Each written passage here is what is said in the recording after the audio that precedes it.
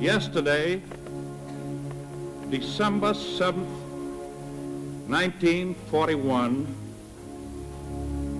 a date which will live in infamy.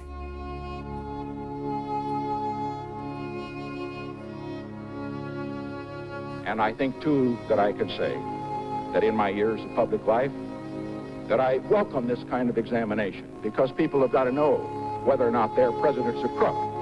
Well, I'm not a crook. I've earned everything I've got.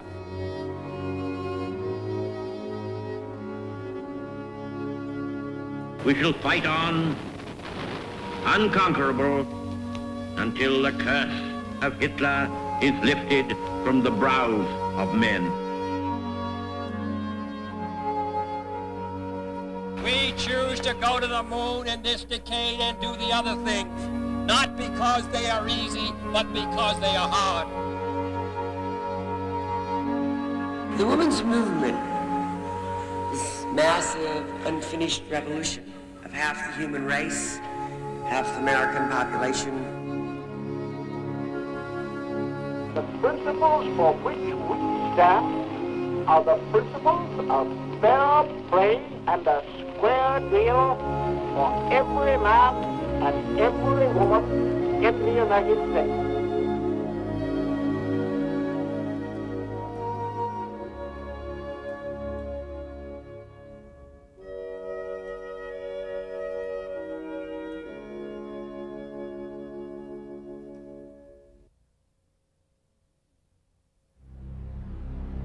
The 1930s were almost entirely dominated by the single crushing reality of the Depression.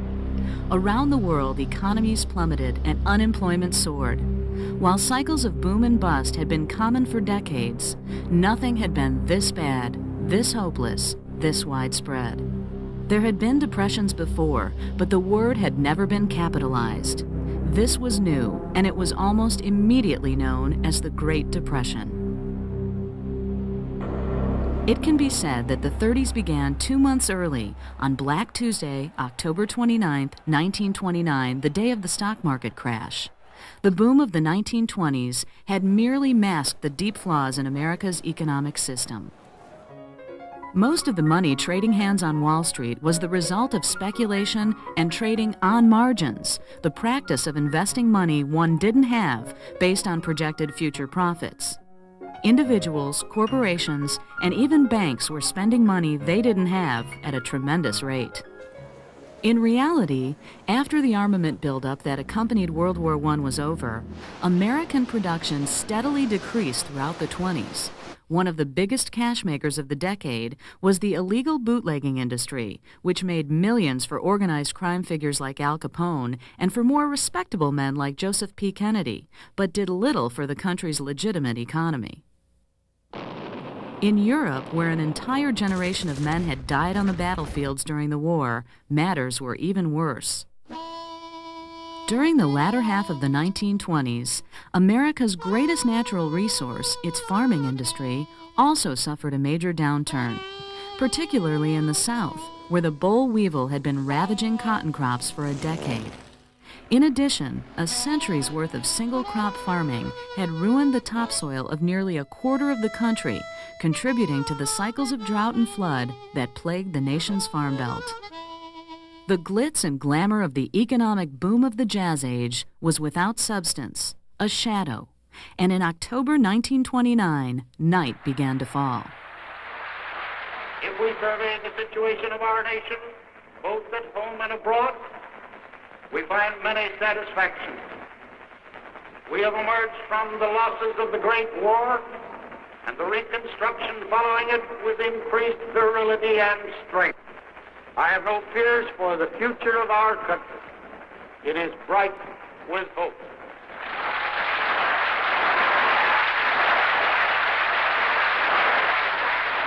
President Herbert Hoover had gained a brilliant reputation in his lifetime, first as a gifted engineer and later as a devoted and incorruptible public servant. But his reputation would forever be tarnished by the Depression that began under his administration and his failure to do much about it. Herbert Hoover, who was president at the time, is an interesting and unusual sort of character. He is part of what one historian called the Republican ascendancy of 1920 to 1932, Warren Harding, Calvin Coolidge, Herbert Hoover. And the sad irony is that of the three, he's far and away, by giant steps, the best of them. Republican presidents Harding, Coolidge, and Hoover were popularly known as the do-nothings because they preferred to let business leaders handle their own affairs and avoid government intervention. As the Depression deepened, people waited for Hoover to break with this tradition and act.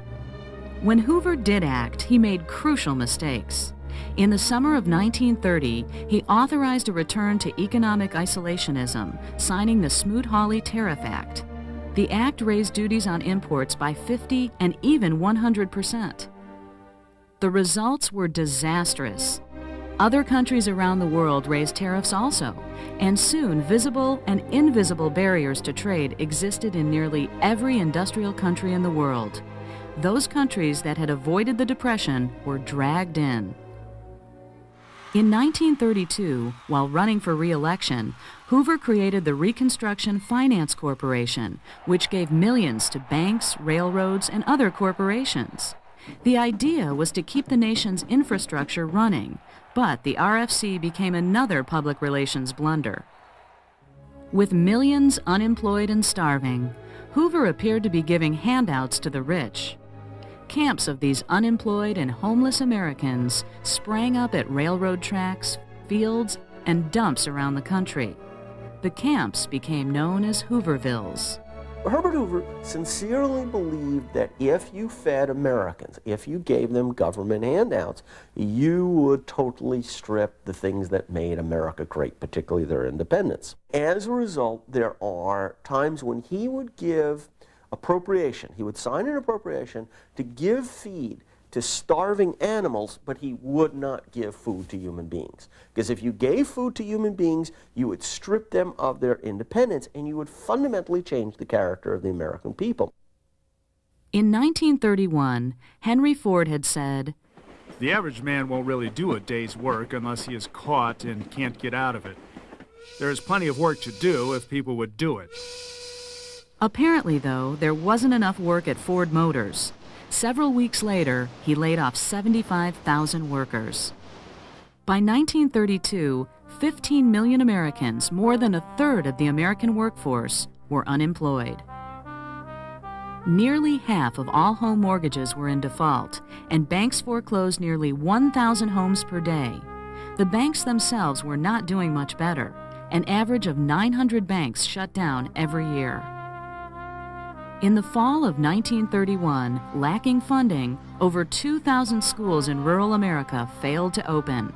Thousands of teachers lost their jobs, and an estimated 25,000 children lost their education. Perhaps no event captured the spirit of anger and disillusionment with the Hoover administration better than the bonus army. Just before the 1932 election, which Roosevelt won, the veterans of World War I descended on Washington, the bonus army. Thousands and thousands of veterans from all over the country. They'd been promised a bonus from after World War I. The bonus was not yet due, but they needed it now because it was 32. It was the depths of the Depression, unemployment, widespread all over the country. Perhaps 1/3 of the working class in the country was unemployed, and so they decided we want our bonus now. I never saw such fine Americanism as is exhibited by you people. You have just as much right to have a lobby here as any steel corporation. I came to Washington to get my bonus, and I'm going to wait for till I get it if I have to wait till 1945. 3 cheers for the bonus that we're going to get.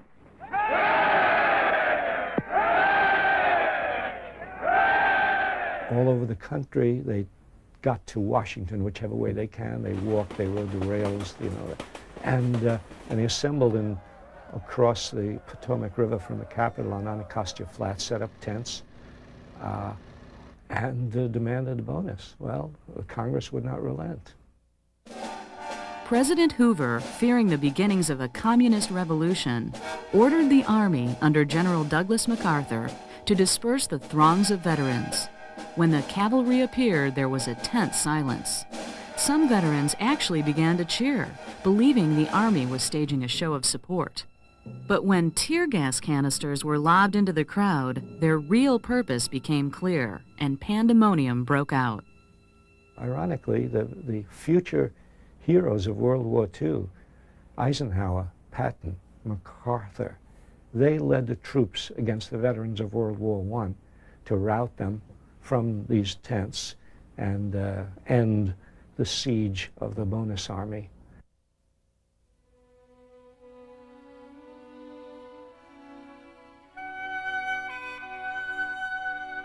In rural America, troubles came in waves, piling one on top of another.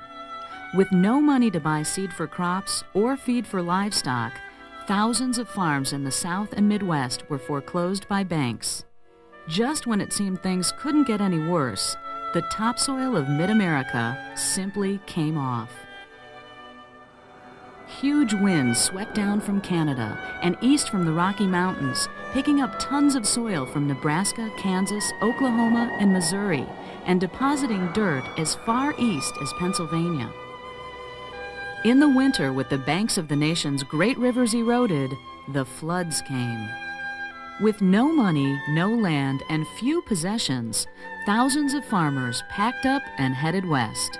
There they found a cold reception. Many Californians referred contemptuously to the newcomers as Okies or Oklahomans, and stereotyped them as illiterate, uneducated, and dumb. Huddling together in ragged camps, these migrant families found themselves without food or shelter, homes or jobs.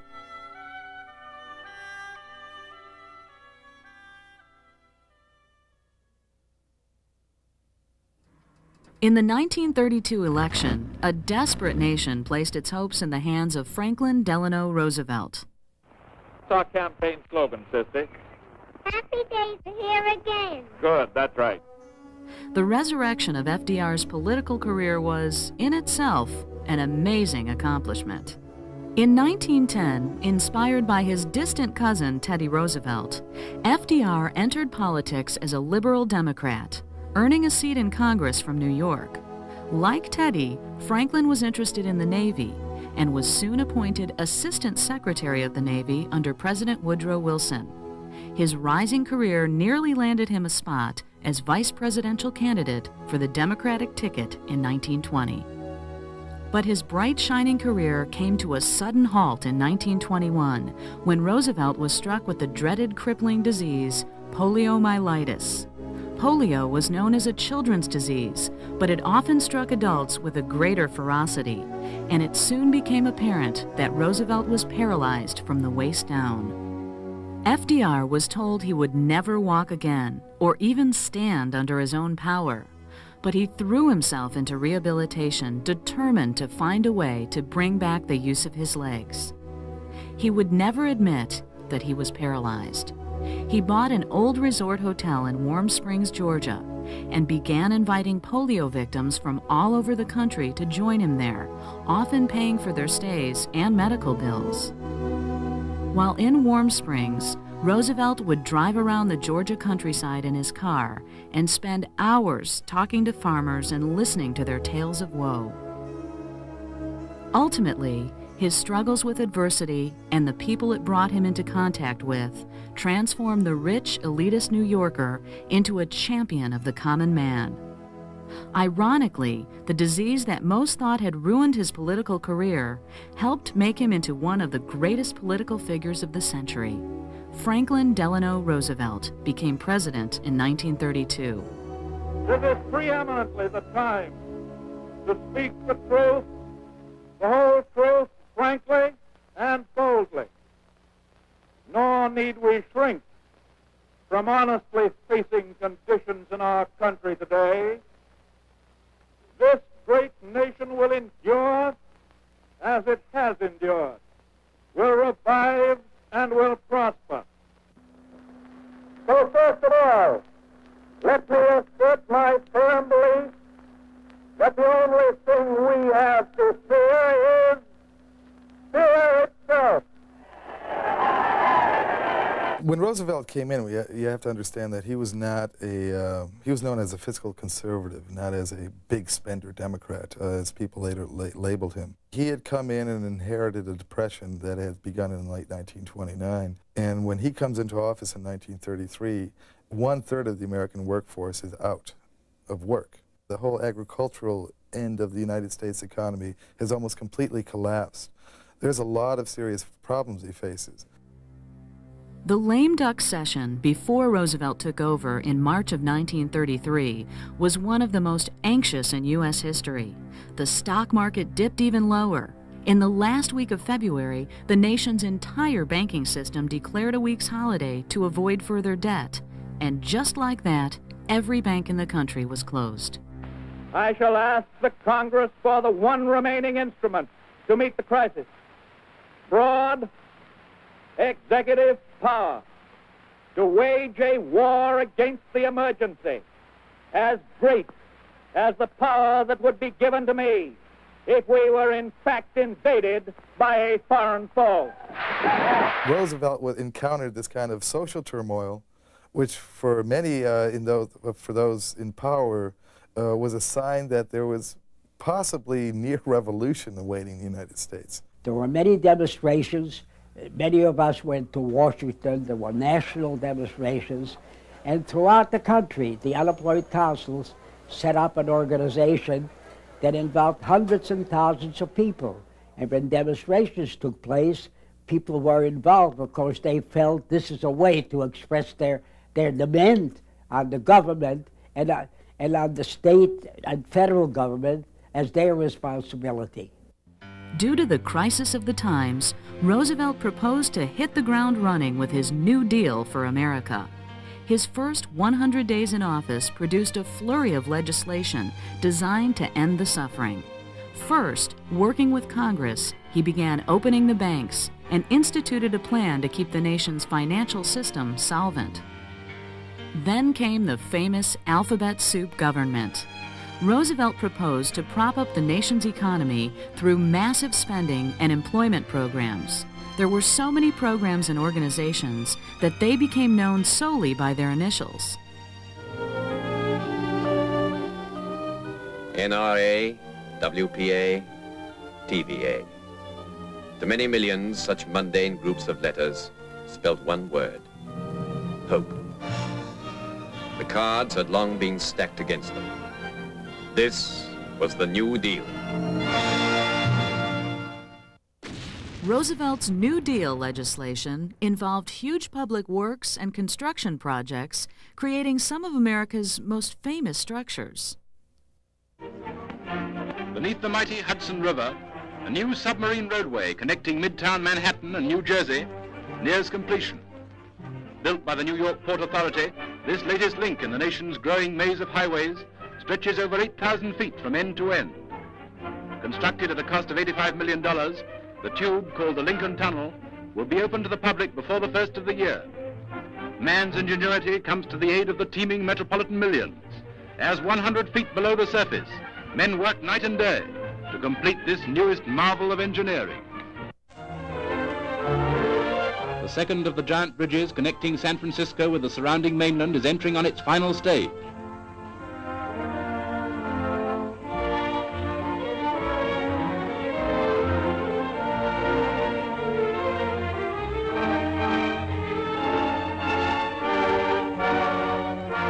The builders are using a new safety idea, the first time it's ever been tried.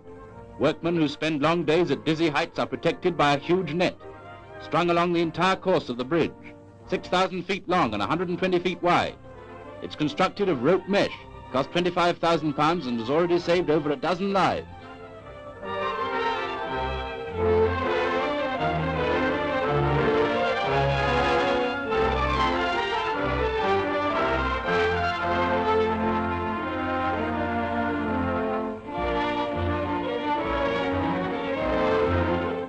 High above the waters of the Golden Gate, the two ends of the bridge road meet at the exact center.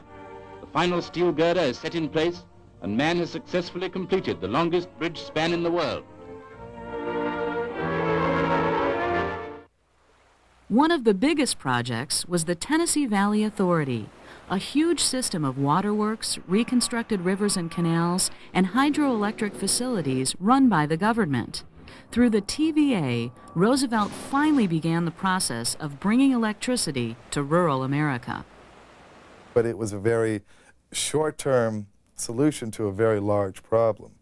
They brought in 3 million people roughly with the CCC into these programs, which was just a fraction of the roughly 15 million who were without work in 1933. Many of Roosevelt's initiatives were controversial because they involved government participation in traditional areas of business. But the Civilian Conservation Corps was universally popular. The CCC put Americans to work rebuilding and renovating the depleted topsoil, rivers, and forests of the country. Like his cousin Teddy, FDR became one of the greatest environmentalist presidents of the century. Very good to be here at these Virginia CCC camps. I wish I could see them all over the country. I hope that all over the country they're in as fine condition as the camps that I've seen today. I wish that I could take a couple of months off from the White House and come down here and live with them, because I know I'd get full of health the way they have. I got a position at this bank after being out of work for 2 years, and am I happy? I don't know whether it's Roosevelt, beer, or this good old summer weather, but business is sure booming. I'm beginning to make a little money and thinking very seriously of paying off a few of my old 1929 debts. We've read a lot about this New Deal, but this is the first time the working man's ever been cut in on it. It won't make us awful rich, but it's sure going to help out a whole lot. Roosevelt felt that artists shouldn't be put to work digging ditches. He created the Federal Arts Program, which employed musicians, singers, writers, painters, sculptors, and actors at their chosen craft.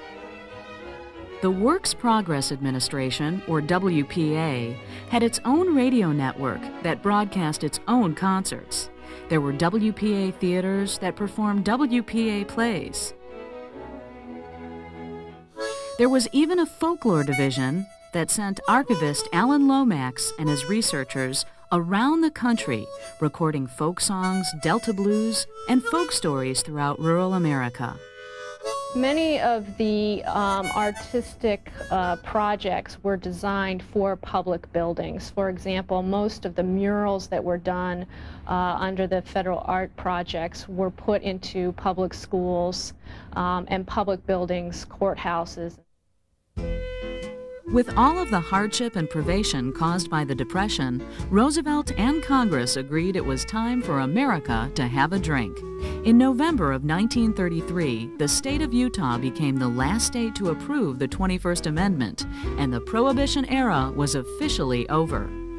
Governor Smith, Mr. Meyer. Stand on, Governor. Fella, real handwriting. It's my privilege to deliver to you, with a compliment to Anheuser-Busch, the first case of Budweiser beer to be delivered in the state of New York. Happy days are here again.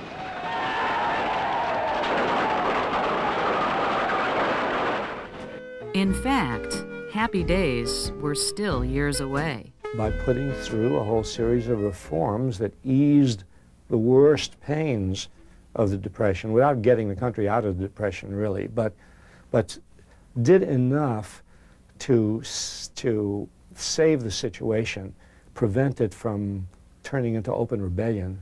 Because when he came into office, the country was really in turmoil. The industrial dispute has now reached an extremely serious position. The strikers, numbering over 4,000 under cover of darkness, attacked the mills. When morning broke, combat still continued against 500 men of the National Guard who were vainly attempting to quell the riot. Police and guardsmen found it necessary to use tear and nausea gas bombs, the fumes choking and blinding friend and foe alike, and even penetrating into the adjoining houses. Casualties were numerous, and in addition to wounds caused by flying stones thrown by the strikers, 3 deaths are already reported.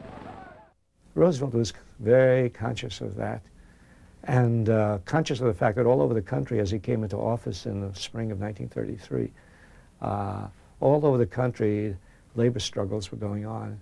Tenants were organizing, defying the sheriffs and the policemen, putting people's furniture back into their houses. They came to the unemployed councils for help. The unemployed council was responding in a way that would help these people. They came back in mass. Sometimes 20, 30, 40, 50 would come. And if these people were evicted, they would come and put the furniture back. Very soon after Roosevelt came into office, there were huge labor strikes all over the country. In 1934, general strike in San Francisco, starting with a longshoreman strike. The whole city was tied up. Minneapolis, starting with a Teamster strike, whole city tied up. In the South, textile strike, 400,000 workers, probably the biggest strike of all in the history of the country. The Depression of 1929 meant that labor unions really fell on hard times. Employers could go to the window and point outside and tell the worker, there's 1 million people out here who'll take your job if you don't want it. So workers were really put on the defensive. They had to do what the boss wanted. Trade union membership fell. Employers tried to get rid of unions, and the unions were on the defensive between 1929 and about 1934. We must stick together. We can't win this strike if we don't stick together. We've got to stick together, and that's the only way we can win. Fellow workers, we want peace and prosperity in this country here. That's what we're fighting for, and that's what we're going to have.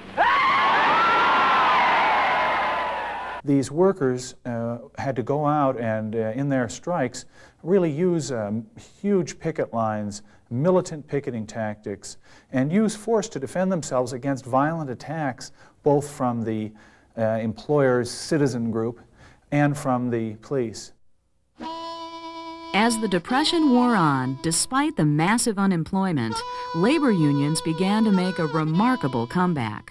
John Lewis, head of the United Mine Workers and a high-ranking official in the American Federation of Labor, became a powerful force in organizing union members.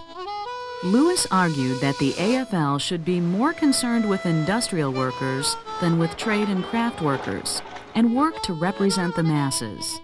Losing the argument, Lewis split with the AFL, and in 1935 created the Congress of Industrial Organizations. Membership of the CIO would soon dwarf the traditional AFL. But on the basis of this organizing and on the basis of their militant tactics and their mass activities, they succeeded in building this new kind of industrial union. San Francisco's rail commerce is at a virtual standstill. More than 100 warehouses are closed. Employees were fired when CIO members refused to unload this one railroad car which had been packed by non-union workers. San Francisco's ever-smoldering labor war breaks out anew, with uniformed union members parading in protest against their employers. The Association of Distributors is seeking a showdown on quickie strikes and sympathetic walkouts, officials stated. And 27 department store operators have united to squelch union demands for a 35-hour week.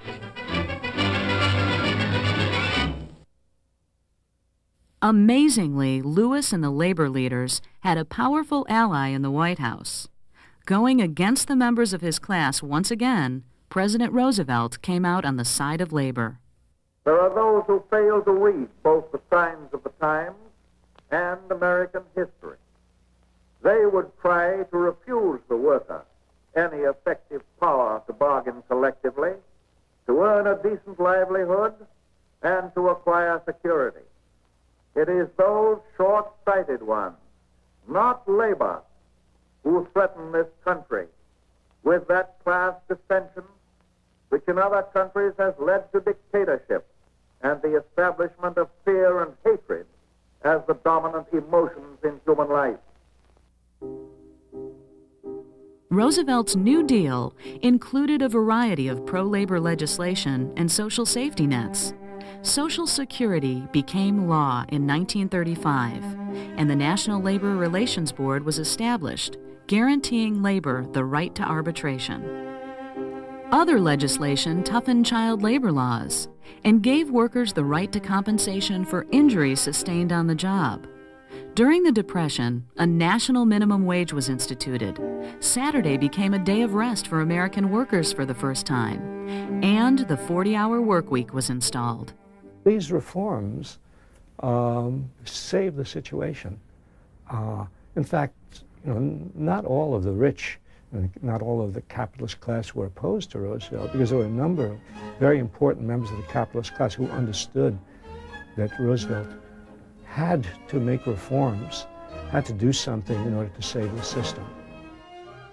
Despite the reforms of the New Deal, social tensions between the capitalist class and workers continued to run high.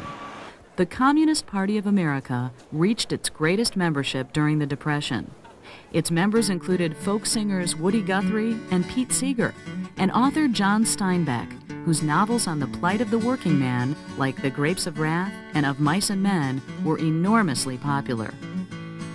Communists and Union forces often clashed on the streets with citizen groups and right-wing extremists.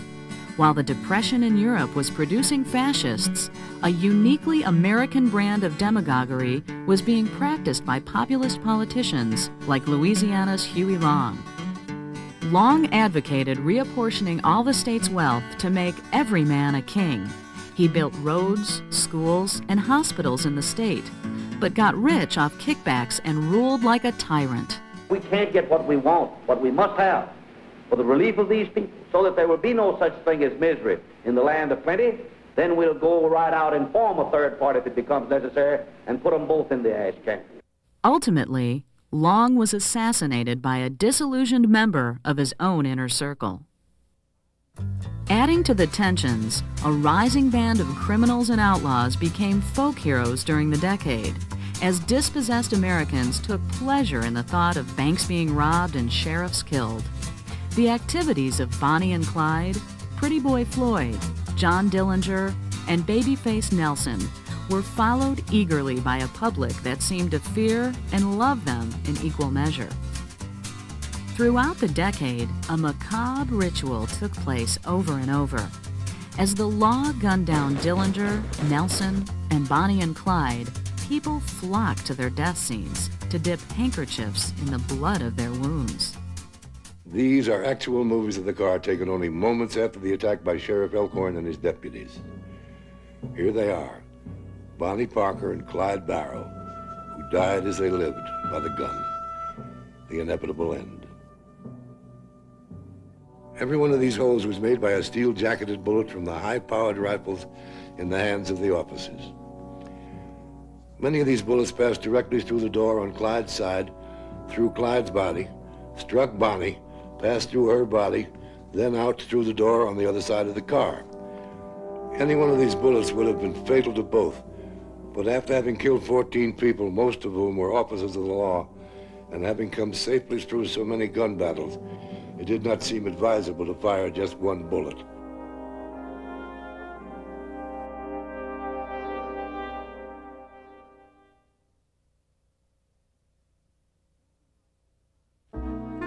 American life was hard, but as the Depression wore on, the social fabric of America held together.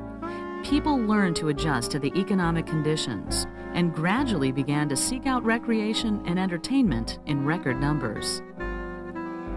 The 30s became a decade of outrageous fads, like pole sitting and dance marathons.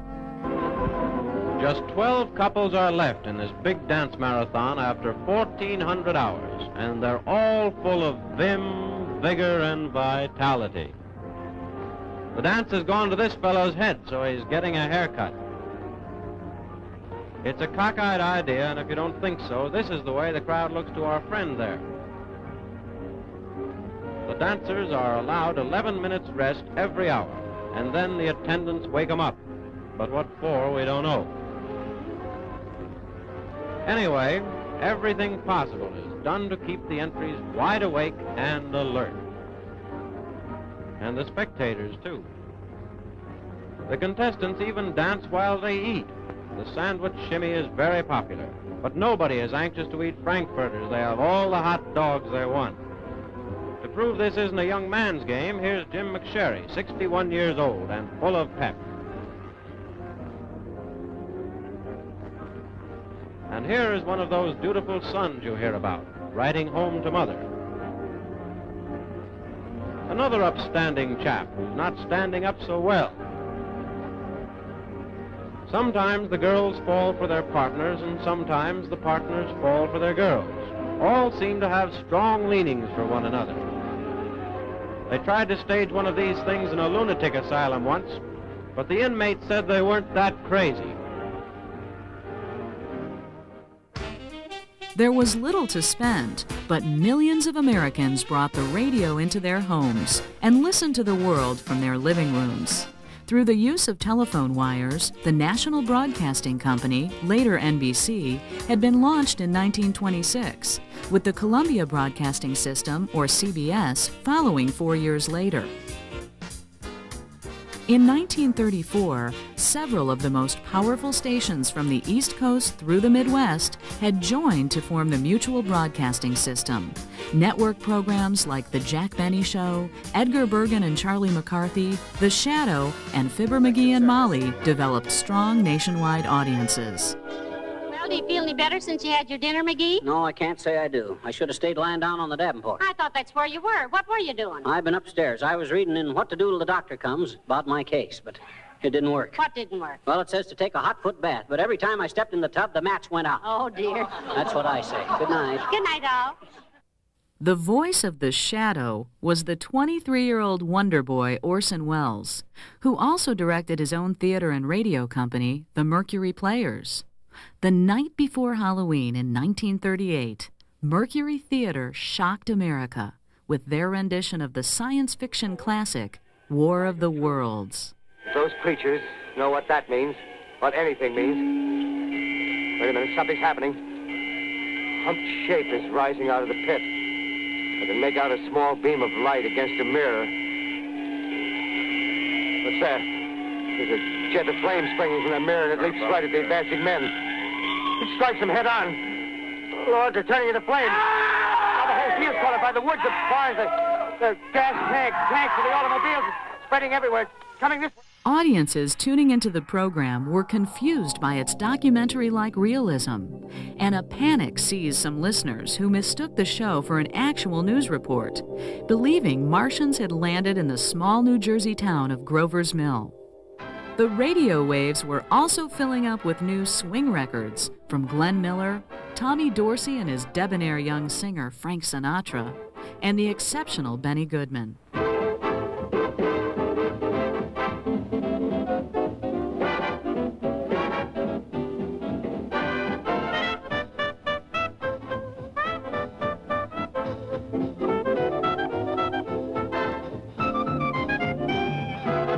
The big band era was on in the 30s as teenagers did the Lindy Hop and the jitterbug at dance halls everywhere, swinging to the sounds of the big and small-time bands that ceaselessly toured around the country.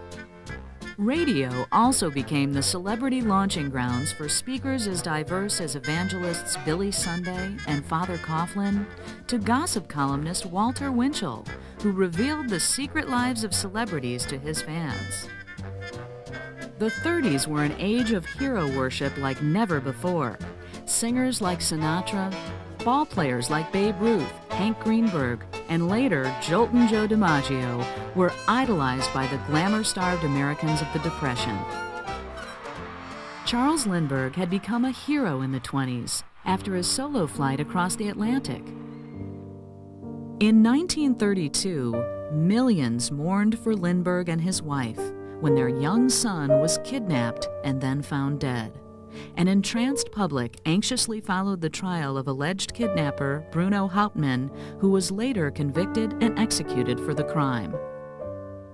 In 1937, Americans grieved again when the popular aviator Amelia Earhart vanished without a trace while flying over the Pacific. Baseball had been tremendously popular in the 20s, powered by the star attraction Babe Ruth.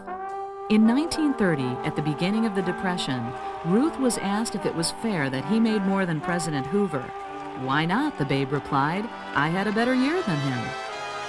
But during the early years of the Depression, sports attendance plummeted. By mid-decade, however, Americans needed diversions and turned back to sports in waves, particularly baseball. The exploits of the Gas House Gang in St. Louis and of Gehrig, DiMaggio, and the rest of the Yankees inspired the worship of millions of Americans, young and old. Horse racing, which had previously been a mild diversion, suddenly boomed with popularity. In 1930, Gallant Fox won the Kentucky Derby and the Preakness Stakes. As he prepared for the Belmont, a New York newspaper writer coined the term Triple Crown to describe victories in horse racing's 3 major events. Fans took to the term and rooted Gallant Fox to victory. Later in the decade, Seabiscuit and War Admiral also gained legions of fans as they raced to win the Triple Crown. Round the backstretch, War Admiral's jockey calls for more speed, and here he comes. War Admiral is catching up. Now he's got him, and the battle is on as they run neck and neck like a team in harness. They're coming to the home stretch with War Admiral running on the outside. Now it's do or die, jockey against jockey, true thoroughbred against true thoroughbred. It's the blood of man of war. His grandson next to the rails, his son on the outside. No more is it speed, now it's heart and stamina. And Seabiscuit, the grandson, pulls away to become America's undisputed thoroughbred champion.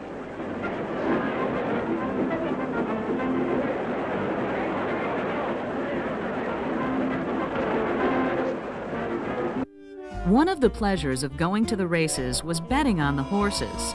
During the Depression, nearly anything that involved gambling became a fascination to the public. The Prohibition Party quickly added gambling to its list of social ills and urged legislation outlawing gambling activities. During the decade, the Prohibition Party would help found both Alcoholics Anonymous and Gamblers Anonymous, bringing 12-step programs into the American lexicon. One addiction that Americans couldn't shake in the 30s was the movies. Millions flocked to movie palaces where a single quarter could buy an entire day's worth of entertainment, a feature film, short horse operas featuring Gene Autry and Tom Mix, cliffhanger serials, and cartoons. Americans during the Depression weren't interested in reality, and Hollywood became an outlet for escape. Audiences were wowed as Technicolor first burst onto the screen in Ruben Mamoulian's 1935 costume drama, Becky Sharp. The film follows an ambitious girl as she makes her way into the bourgeois society. When speaking of the first full-length feature to use the 3-color process, the film's star Miriam Hopkins proclaimed, "Color cannot be permitted to dominate a picture. The script, the cast, the direction must be good. So good that even without color, the picture would be right." People needed a good laugh to forget about their troubles, and comedies starring the Marx Brothers and Laurel and Hardy had them rolling in the aisles.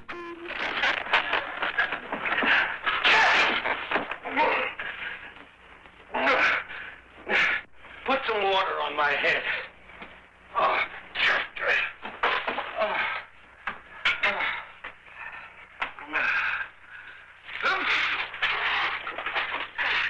Get a towel.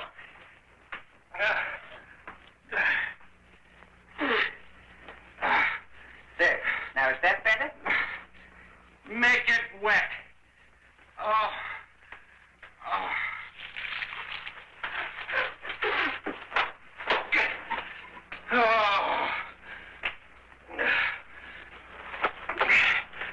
Is there anything else I can do for you? Yes. Leave me alone. The decade featured stars like Mae West, Jimmy Stewart, Gary Cooper, Clark Gable, and the adorable Shirley Temple, who had starred in over 30 films by age 12. In the 1939 classic tearjerker, The Little Princess, Shirley played a schoolgirl who escapes from a harsh boarding school to search for her missing father.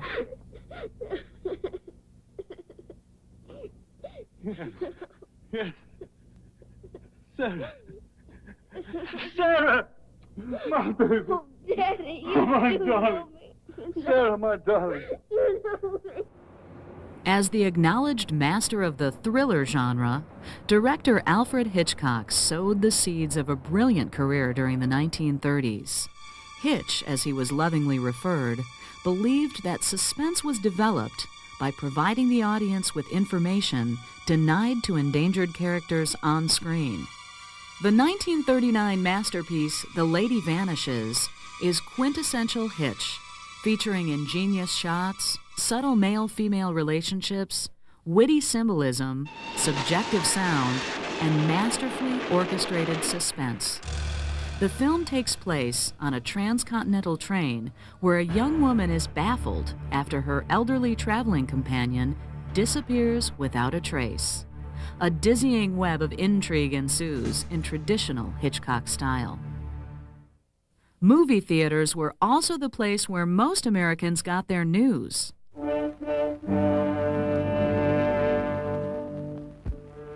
The ill-fated Hindenburg on her last flight sails over New York. These pictures, made from a Pathé News plane less than 4 hours before the tragedy, show the world's largest airship heading for Lakehurst, New Jersey. Over Newark's famous auto skyway, the airship was hailed by thousands who little dreamed it was their final glimpse of the Hindenburg. Inside the silver envelope are 16 separate gas bags, each filled with hydrogen, a highly inflammable gas.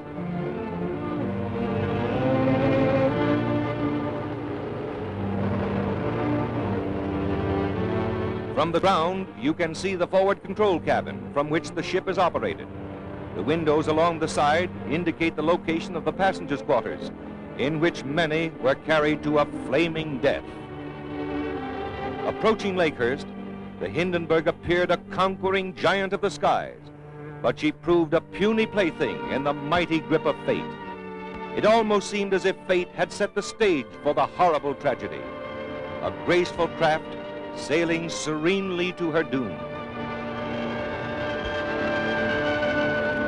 For 3 hours, the dirigible circled the landing field at Lakehurst, New Jersey, dumping more water ballast than ever before in vain efforts to level off.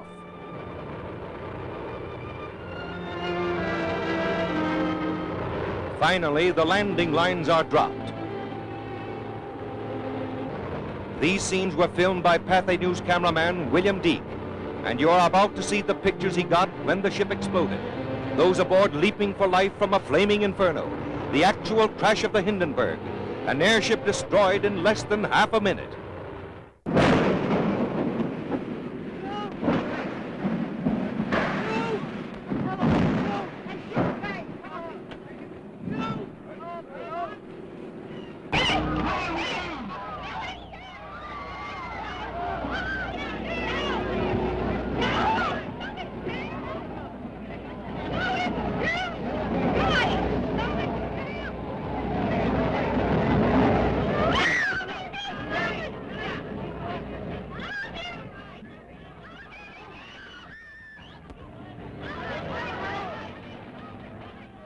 Rushing to the rescue, the heroes of the tragedy dash in, heedless of danger, to help the injured to safety, while others, beyond help, perish in the flames.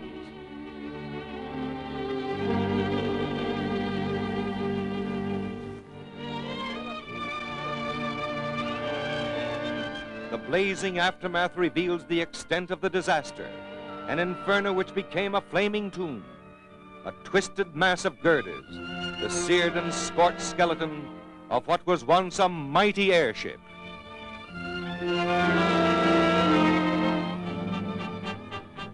The Hindenburg has gone. She represented man's latest attempt to conquer the Atlantic by air. Her tragedy will not halt the march of progress. From her ashes will arise the knowledge. From her fate, the lesson that will lead to a greater and a better means of mastering the air. If so, her dead will not have died in vain. Newsreels like The March of Time provided politics, sports, human interest stories, and increasingly, the ominous news from Europe.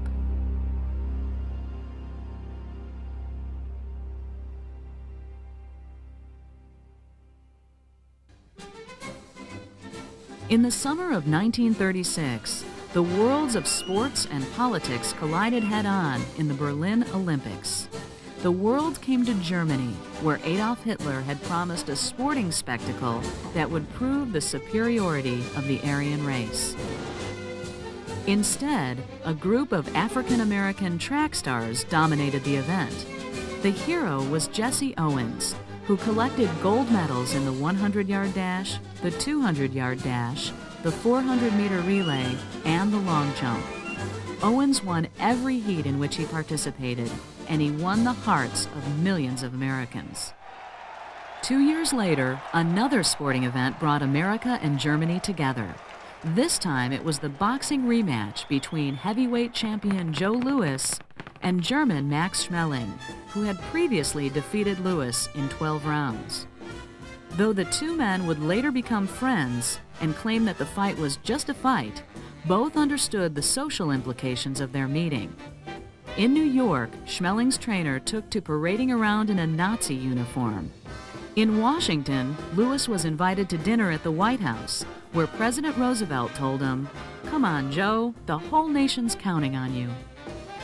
Only 2 minutes 4 seconds had gone by in the first round before Joe Louis knocked out Schmeling. Sports writer Haywood Brown exclaimed, 100 years from now, some historian may theorize, in a footnote at least, that the decline of Nazi prestige began with a left hook delivered by a former unskilled automotive worker who had never studied the policies of Neville Chamberlain and had no opinion whatsoever in regard to the situation in Czechoslovakia.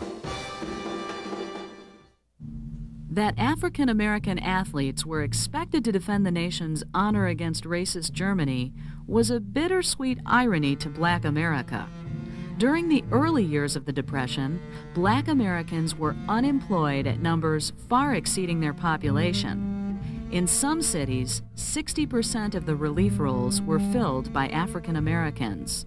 Last hired, first fired became a punishing reality of Black life. The nation's racial attitudes were at such a low point that in 1933, the U.S. Senate refused to pass a largely symbolic bill that declared lynching a crime. The focal point for much of the nation's racial tension became an incident that took place on a train in Alabama. 9 African-American boys, ranging from 13 to 21 years old, were accused of raping 2 white women. In 4 days, 4 separate Alabama juries convicted the Scottsboro boys, as they became known, and sentenced them to death. To increase the sensational aspects of the case, the Communist Party came to the boys' rescue and launched a series of appeals that resulted in 7 retrials and 2 landmark Supreme Court cases. To the people of Alabama, the Communists were merely trying to stir up racial and class tensions. The NAACP, worried that their authority was being challenged amongst Black Americans, also tried to remove the communist lawyers from the case. The Scottsboro trials would last through most of the decade, but time after time, local juries found them guilty. All of the boys served at least 6 years in prison, and one of them stayed in prison for 19 years. Still, as Owens had done in Berlin and Louis in New York, African Americans were finding that they could thrust themselves on the nation's consciousness through their efforts in sports and entertainment. The swing craze brought celebrity status to many African Americans. Under the guidance of his friend John Hammond, Benny Goodman became the first band leader to tour with a racially integrated group when he brought Teddy Wilson and Lionel Hampton on stage with him. Stars like Louis Armstrong, Duke Ellington, Count Basie, and Ella Fitzgerald could be found on jukeboxes all over America, even though they wouldn't be served at the soda fountain where kids played their records. In 1939, one of the most overtly political concerts of the decade was held in Washington, D.C. The famed mezzo-soprano singer, Marian Anderson, had been tentatively scheduled to perform a concert at Constitution Hall. But the Daughters of the American Revolution, a conservative group of women with Revolutionary War ancestry, stepped in and abruptly canceled the engagement, declaring that the hall would never be integrated. Eleanor Roosevelt, with the help of the Department of the Interior, staged a new engagement for Anderson, an Easter concert on the steps of the Lincoln Memorial that was attended by nearly 250,000 people.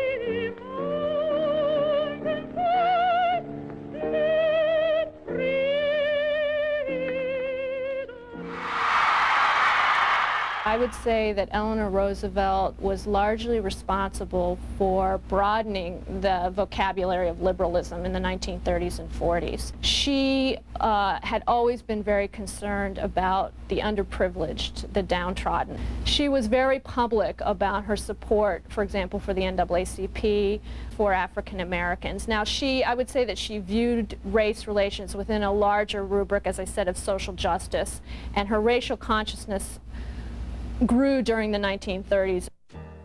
Eleanor struck up a deep friendship with the indomitable Mary McLeod Bethune, founder of the National Colored Women's Organization and head of the Negro Affairs Division of the New Deal. On one occasion, when Bethune spent the night with the Roosevelts, Eleanor announced to the press corps the following morning that the guest quarters of the White House had been integrated. A Southern senator once told the president that there was no racial problem in the South, it was just Northerners stirring up trouble. Roosevelt simply smiled and said, "You mean Eleanor, don't you?" Although Franklin Roosevelt's support of civil rights was not nearly as enthusiastic as his wife's, it again earned him the enmity of many American leaders who felt he was dangerously threatening the status quo. For many African Americans, however, gold medals, hit records, and even friends in the White House weren't enough. The Communist Party was making a major push to gain the trust and allegiance of Black Americans. And for many African American leaders, including the gifted singer Paul Robeson and writer W.E.B. Du Bois, the Communist Party was indeed the black man's only friend.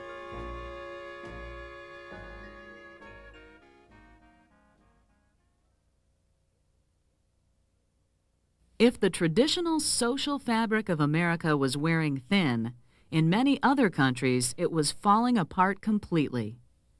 In England and Belgium, 23% of the workforce was unemployed, 24% in Sweden and Japan, 29% in Austria, and in pre-Nazi Germany, 44% of the workers were unemployed. Government officials in all of these countries anxiously feared a worldwide communist revolution. What they got instead was the rising tide of fascism. In Italy, Benito Mussolini was first of the self-styled fascists, taking power in the late 1920s. Mussolini liked to be called Il Duce, Italian for the leader. He promised to make the trains run on time, but in his mind, he envisioned fantasies of a new Roman Empire. The Depression had hit Japan very hard. During the previous 70 years of industrial activity, the country's population had more than doubled, and many worried that with little land for agriculture, the country was becoming overly dependent on foreign imports. Many in the military felt that conquest of mainland Asia was vital to the nation's survival and accused government leaders of treason in failing to take advantage of social disruptions in Russia and China during the 1920s. In 1931, the military decided to act on its own. A Japanese garrison outside the Manchurian capital set off 2 bombs, and then, claiming the Manchurians had set off the bombs in an attack against Japan, they took over the city. In Tokyo, civilian officials were shocked at the action. When Prime Minister Tsuyoshi Inukai tried to moderate the situation, he was assassinated. More assassinations followed, until soon, no civilian government official dared speak out against the military. The Japanese army took over Manchuria, renaming it the independent nation of Manchukuo. Then they turned their attention to the heart of China in what may have been the first blow of World War II. In 1936, Japan attacked China outright. The next year, they shocked the world, viciously sacking the Chinese town of Nanking. 300,000 Chinese were raped, tortured, and murdered in a brutal display of military dominance. The Western powers were outraged and cut off diplomatic ties with Japan. However, the Japanese emperor had signed a treaty with Adolf Hitler earlier in the year, correctly guessing that Western powers would be less likely to act against Japan if they feared reprisals from Germany. As the events of the 30s turned increasingly violent, Great Britain, France, the Soviet Union, and the United States seemed to lack either the power or the nerve to defy Adolf Hitler. A master manipulator, cheat, and fraud, Hitler used the politics of hatred and envy to whip up public furor against the leaders of the Weimar Republic, Jews, communists, Catholics, and virtually all non-Aryan Germans. I also get the question sometimes here, well, why didn't all the German Jews leave right away? Going for a moment to the Jews, these were mostly families who had lived there for many generations, had either a little store or a career, or they were doctors or whatever. Now, first of all, nobody believed in that Hitler and his party would stay in power, and nobody wanted to believe it. I didn't believe it either. With unemployment skyrocketing, Germany became an ugly battleground as political parties of both the left and right built their own private armies which constantly fought in the streets. One of the fiercest armies was Hitler's own brown shirts. Made up of thousands of angry, unemployed working-class men, the SA, or stormtroopers, fought daily with communists and labor unions. By late 1932, it was quite clear that the Weimar Republic was dead. The only real question was what was going to follow it. And there were several possible scenarios. It was also clear that there was a political deadlock in which the authoritarian right-wing parties could not command anything close to a majority in the Reichstag, which is a reflection of their lack of public support. But it's also clear that the Nazis did command not a majority, but fairly sizable plurality of the German vote. The Nazis and the conservative right generally tend to distrust each other, but they need each other. The Nazis need the conservative right to legitimize a Hitler government. The conservative right needs the plebiscitarian support that the Nazis can give them. And so a deal is cooked up in January of 1933, and a coalition government made up of Nazis and conservatives is installed in power, with Hitler's chancellor, and the vice chancellor is an old-line conservative aristocrat, Franz von Papen.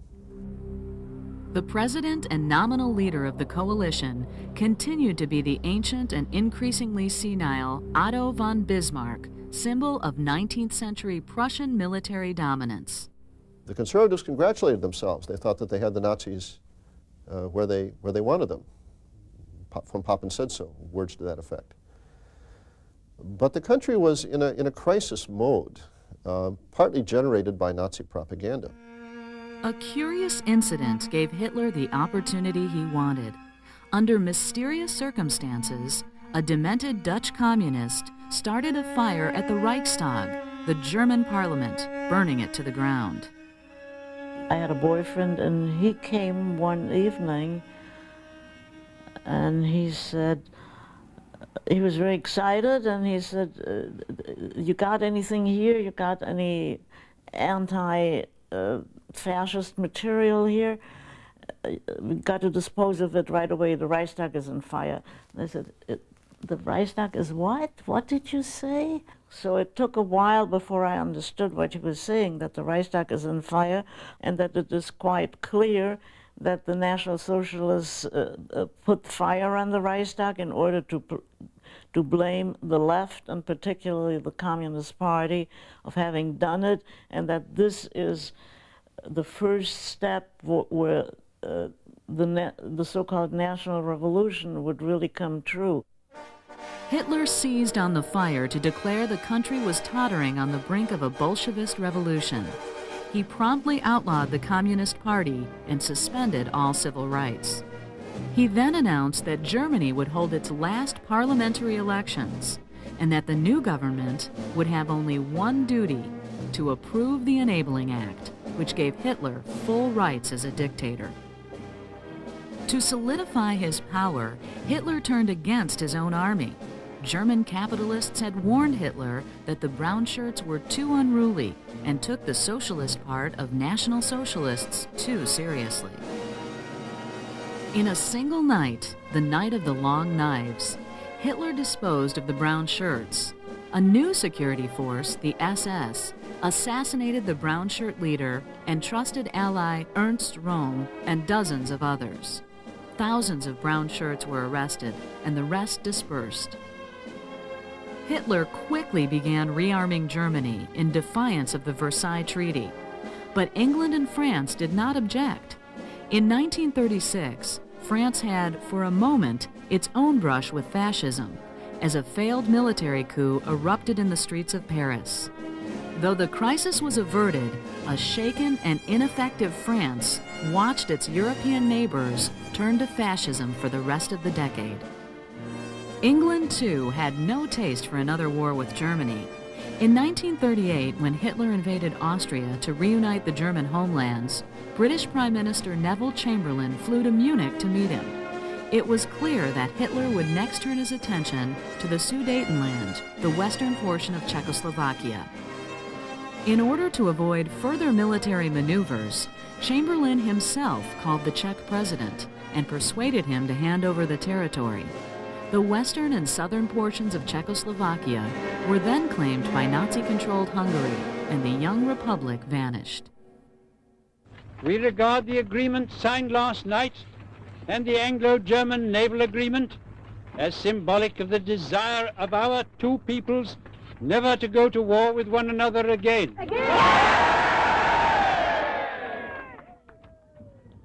We are resolved that the method of consultation shall be the method adopted to deal with any other questions that may concern our two countries, and we are determined to continue our efforts to remove possible sources of difference and thus to contribute to assure the peace of Europe.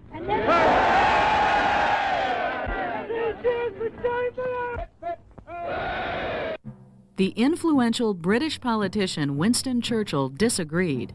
"We had a choice between war and dishonor," Churchill said. "We chose dishonor. We shall get war." A year later, in September 1939, Germany invaded Poland. Time and again, England chose to make concessions to the fascist powers. In 1935, Mussolini invaded Ethiopia without a complaint. In 1936, Hitler came to the aid of General Franco in the Spanish Civil War. But while Stalin sent troops to the aid of the Spanish government, neither the British nor the Americans would help, despite their fear of what a Franco victory would mean. In each occasion, Joseph Stalin had offered the support of the Soviet Union to England and France, but both were fearful of making any concessions to Stalin. Instead, they continually made concessions to Hitler and the fascist powers. Finally, Stalin turned to Hitler himself. Playing on Stalin's greed and paranoia of Western invasion, Hitler offered to give Russia Eastern Poland.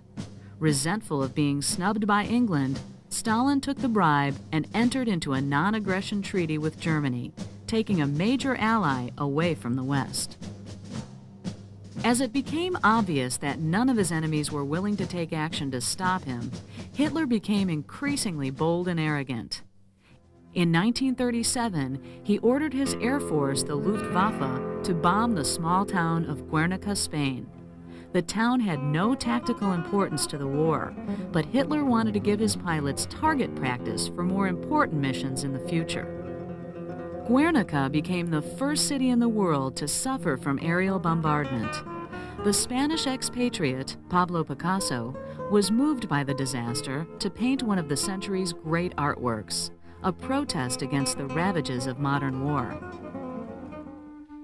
In November 1938, after years of hate-mongering, Hitler turned the full force of the SS loose on the German Jewish population. To celebrate the anniversary of the Nazis' beer hall putsch, Hitler suggested to Nazi Minister of Propaganda Joseph Goebbels that he might create some spontaneous demonstration against the Jews. The resulting terror became known as Kristallnacht, or the Night of Broken Glass. On a single night, Jewish businesses, homes, and synagogues were smashed and broken all over the country. Over 1,000 businesses were destroyed, 100 people were killed, and over 26,000 German Jews were rounded up and herded to newly formed concentration camps. With Kristallnacht, Hitler had plainly announced to the world the seriousness of his intentions. What I heard, it was almost general. How could you have let this happen? How could you, the German people, allow this to happen? It was very difficult to give an answer to that. Ironically, his race baiting would ultimately come back to haunt him. For decades, the greatest physicists and scientific minds in the world had worked in Germany. Many of them were Jewish, and with the fervor of anti-Semitism ruling the country, a steady stream of scientists fled to England and America. Hitler's policies had cost his country the scientific expertise necessary to win the coming war. One of the earliest scientists to leave Germany was Albert Einstein. In 1939, fearful that German scientists would indeed place atomic capabilities in Hitler's hands, Einstein sent a secret letter by courier to President Roosevelt. In it, he detailed the military applications of an atomic chain reaction. If such a weapon were created, he wrote, a bomb placed in a boat would be able to destroy a port city with a single blast. Upon reading the letter, Roosevelt immediately assigned the military the task of rounding up the top physicists in America and putting them to work creating the atomic bomb.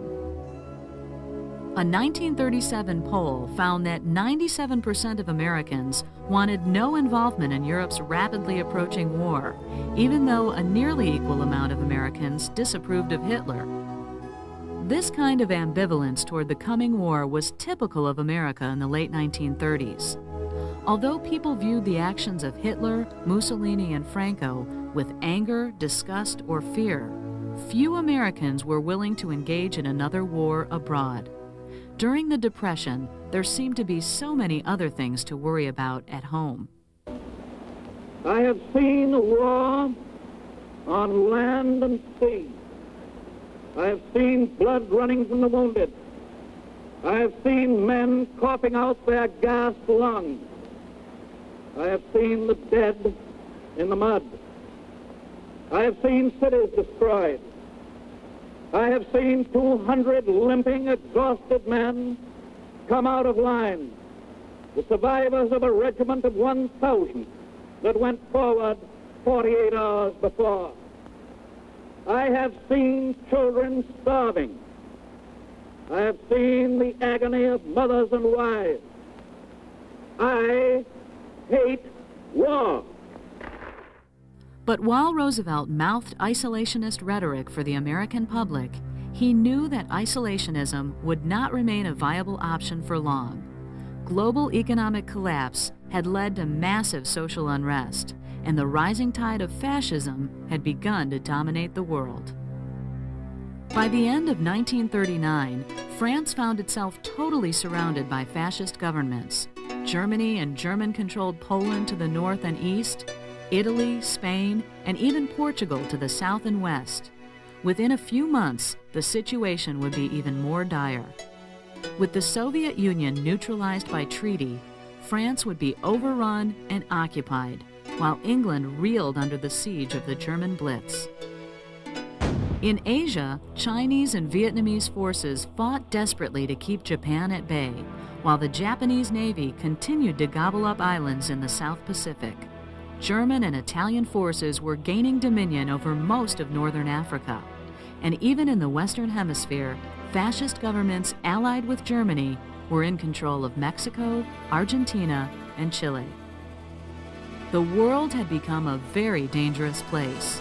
Still, in 1940, the vast majority of Americans wanted no part of involvement in what they still regarded as a European conflict.